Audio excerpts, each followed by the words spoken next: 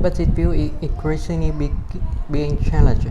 Now, some people believe that giving more people a voice is driving the division rather than bringing people together. More people across the spectrum believe that achieving the political that they think matter is more important than every person having a voice and being heard. And I think that's dangerous. So today I want to talk about why and some of the important choices around free expression that I think that we face. Throughout the history, we've seen how being able to use your voice and how being have people come together.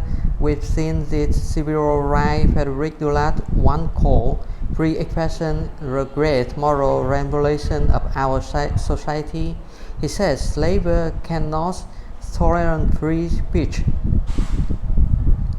Civil rights leaders argued that their protect were protected from, and one notes nearly all of the cases involving civil were decided First Amendment grounds.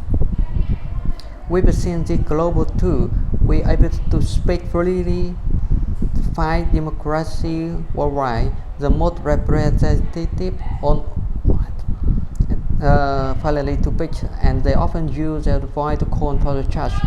In this year alone, people have used the voice to end multiple long-running Africa. We already started to hear from people whose the voice and had been exclusive just because they believe in democracy.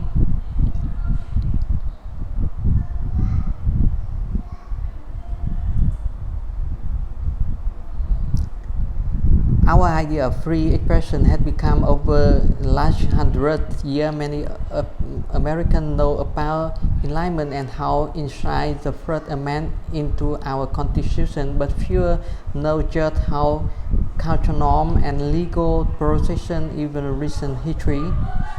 The first Supreme Court case to seriously consider free speech in the First Amendment were in 1919 Charlotte versus the United States. Back then, the First Amendment only applied to the federal government, so states could and often did restrict the right to speak. Our ability to call and you be a lot more restricted. Labor laws you to impose and if you said something even if it's true.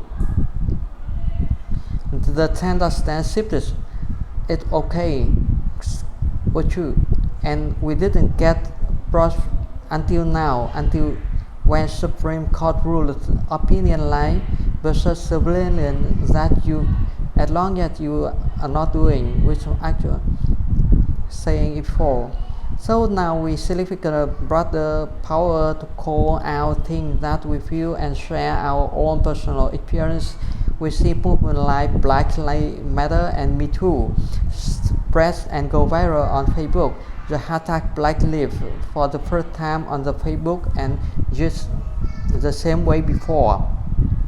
Just 100 years back, many of these stories that people are sharing now would have been against the law, and of course without internet they certainly would have reached so many people. So with Facebook today, more than 2 billion people now have greater opportunity to express themselves and help others.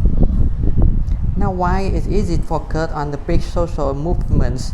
I think it's important to remember happen in our individual life. It's the effort moms who start a Facebook group so their children and other service members who can't come home for holiday have a place to go. It's church groups that come together after hurricanes to provide food and to volunteer to help rebuild. It's a small business that has now accessed the same sophisticated tool that only the big guy, so now they can get the voice out to reach customers, create more jobs in their town and become a social hub in their community. Broadcast social cohesion come from billions of stories like that happening around the world.